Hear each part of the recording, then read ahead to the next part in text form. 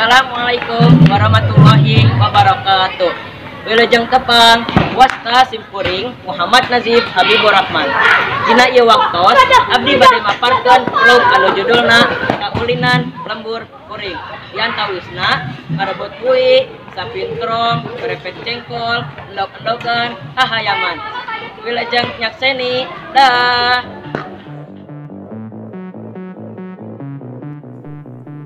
Ngarebut hui.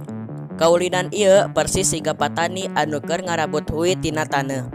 Dicaritakeun aya nu meuli hui tuluy milihan neangan hui anu geus umurna cukup atawa geus asak jang dirabut. Anu meuli hui nyaeta anu metot budak tina kelompokna. Kudu bisa metot nu kuat supaya budakna kabetot ciciren huina beunang bisa karabut.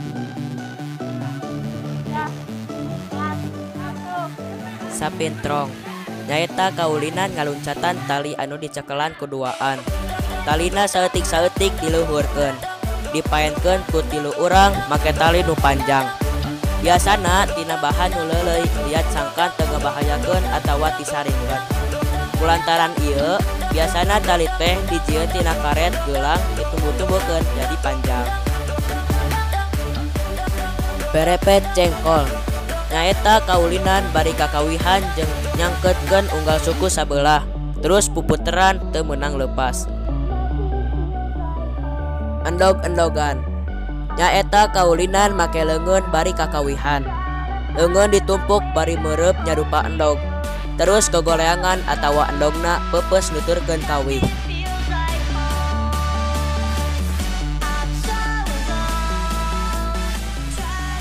Hahayaman diulinkeun ku cara barudak nguriling nyieun buledan. Tuluy aya hiji budak anu jadi careuh anu bakal ngudag hayam rek dibangsa hayam diudag nepi ka beunang. Lamun careuh geus bisa newak hayam, tuluy kaulinan dituluykeun ku cara nunjuk budak nu sejen. Sangkan jadi careuh jeung hayam nu anyar.